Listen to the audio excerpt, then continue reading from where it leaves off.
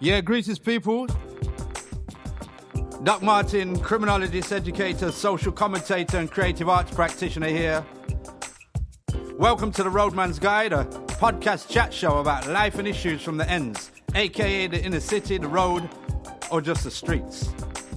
And you know something? Despite the bad press, negative labelling, distorted myths, and inaccurate portrayals, people in the end survive, live normal lives, and contribute to the betterment of our community.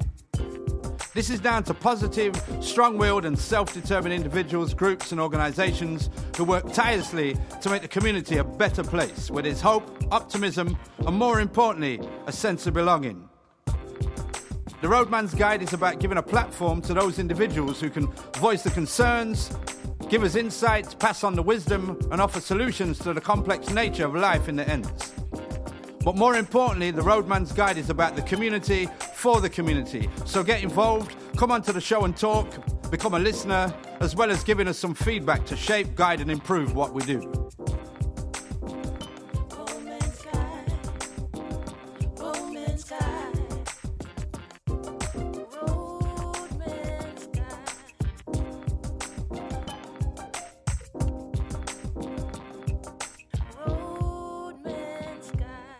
Yeah, greetings, people. The Roadman's Guide.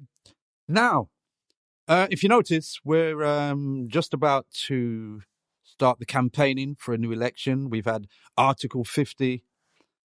One of the things that always is a complaint from the city is about how the people in the community, especially in the city, in the ends, get involved to change things in their community. You know, there's a lot of talk in our living rooms, in the barber shops, dumpling shops, wherever we go. And so a lot of the time people think we're, in the community, people are apathetic. Well, today's show, we're going to be looking at those issues. And it gives me great delight to have someone who's going to take us through this journey.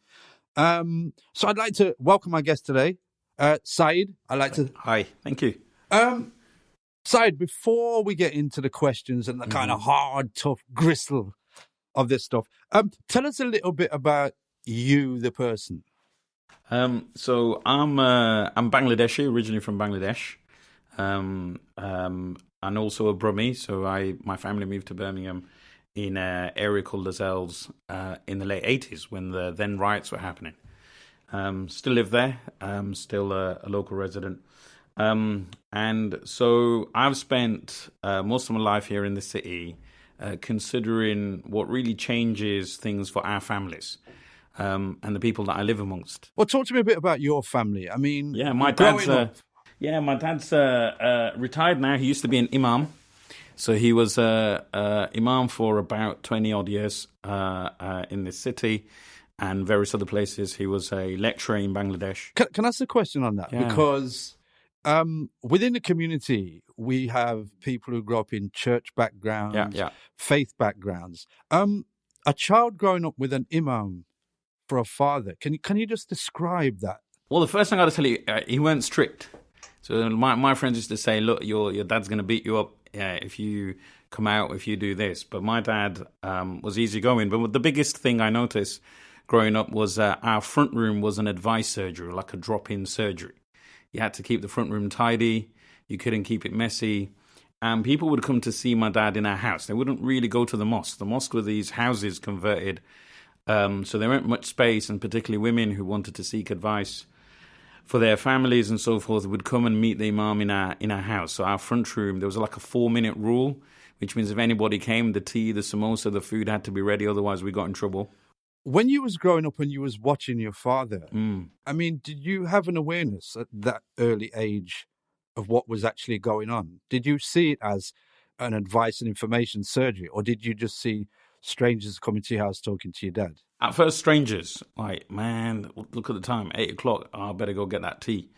But at first he was like that. But as I grew older and I started as a teenager in Lozells, looking at what was happening around me, what was happening to my friends, I kind of realized he was one of those people that local people got some solace, some kind of point of reference about trying to make sense of the world around them. So, you never had mental health counselling services and all of those sorts of places that nowadays are some amazing outreach projects. So he was like a point of call. I remember one time my dad had a whole wad of keys, and they weren't our house keys, they were other people's houses' keys. So when they were going away, he never just walked into someone's home uninvited. So there was this kind of duty that he kind of had, but at the same time, accountability with the set of relationships with all those people in the community. So I knew that when he was doing the sermons on Friday prayers, that I, as a lad grew up, I knew where those sermons were coming from because I heard people talk to him in those stories in the front room. He wouldn't, of course, divulge who they were, but his topics were related to those stories that I heard days earlier in our front room. So as you got to your kind of adolescent years, then what can you kind of, because remember when I was 14, 15, I was a typical 14, 15-year-old. And by I mean I was just out there.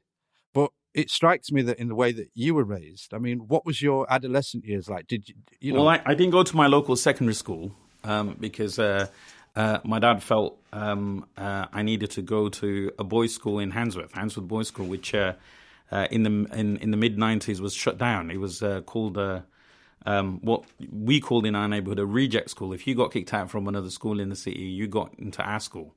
So I spent my secondary years in Handsworth in a school there.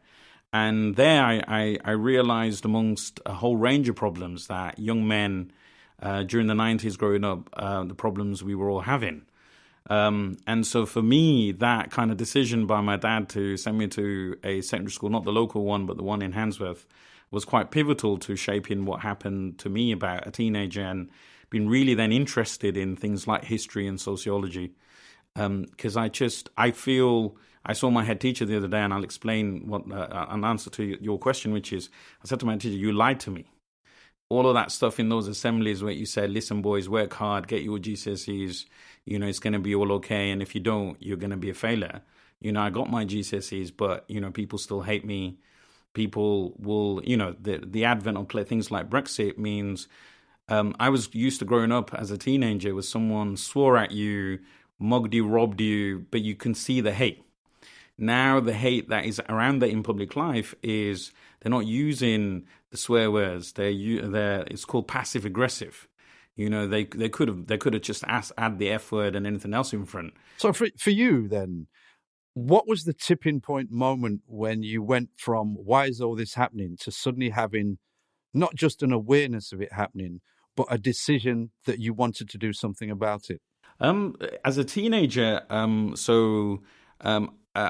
was sort of a minority in my school. So I was one of the few Bangladeshis in my school.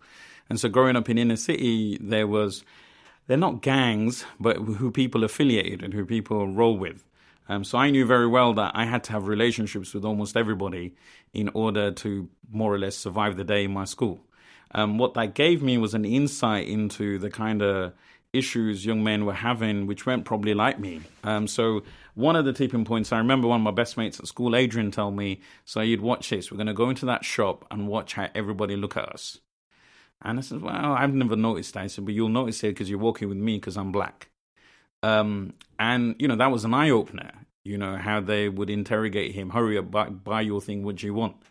Those kind of experiences that the young men were experiencing, I was thinking, well, it was violent. Why are we growing up having to worry about if someone's going to stab you? So my teenage years were an eye-opener about what the world as it is like. And then I had this, as I told you earlier, kind of fake impression, believing my head teacher and everybody else that the world as it should be is easy, go get your GCSEs. But when you suddenly got that awareness, what was the journey to finding a place to locate that? Because once you have the awareness that something's wrong and you want to do something about it, in an inner city area that's run down or doesn't have a lot going for it, how do you locate that? There was a youth club in our neighbourhood, and I used to go to that youth club.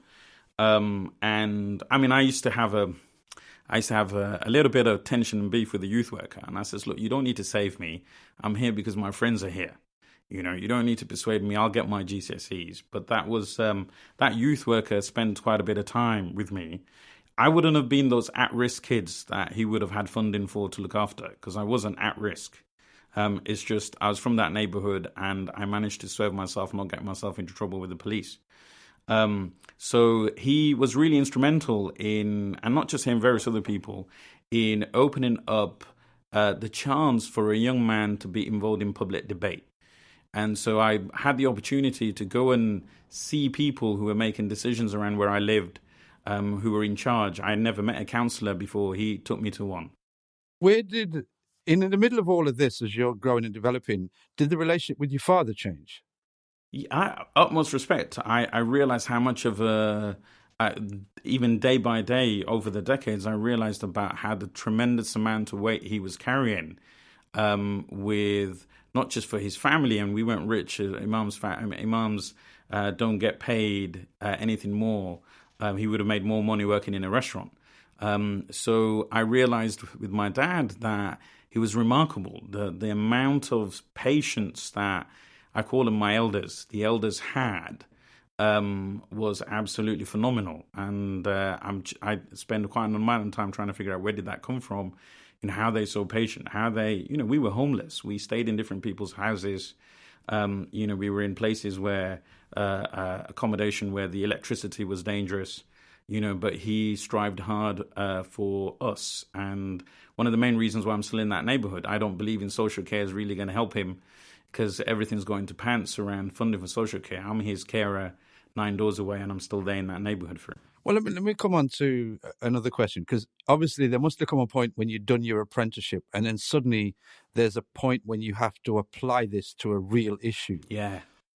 What was the graduation from, I've got all of this sensibility about injustice and I want to change something. When was the first time that you actually had to apply it? And could you talk about how successful, or did it match your expectations? So fast forward 2005. Now I'm no longer a teenager. I've graduated. I've got my own family. And the riots happen in October 2005 in Lozells. And some, serious issues of violence. Several young men lost their lives.